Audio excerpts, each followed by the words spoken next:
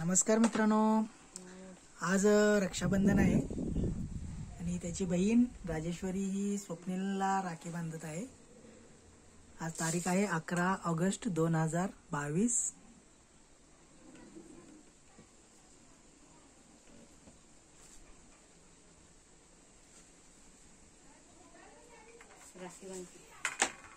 तर स्वप्नील हा 5वीला आहे आणि राजेश्वरी ही 8वीला आहे।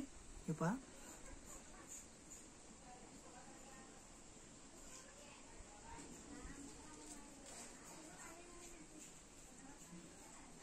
आणि राजेश्वरीचं यूट्यूब चॅनल आहे टेक विथ राजेश्वरी। हिच्या चॅनलला सुद्धा सबस्क्राइब, लाईक, शेअर करायला विसरू नका। खूप सुंदर सुंदर व्हिडिओ बनवलेले आहेत तिने। तर हे पहा, पेढा भरवलेला आहे बहिणीने।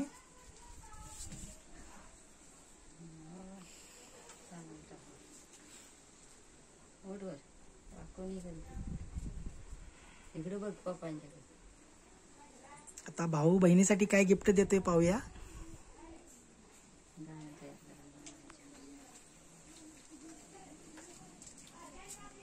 काय ठेवले रे?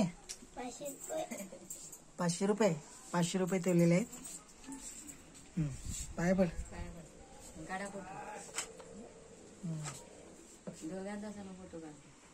खाली बघा तिकडे।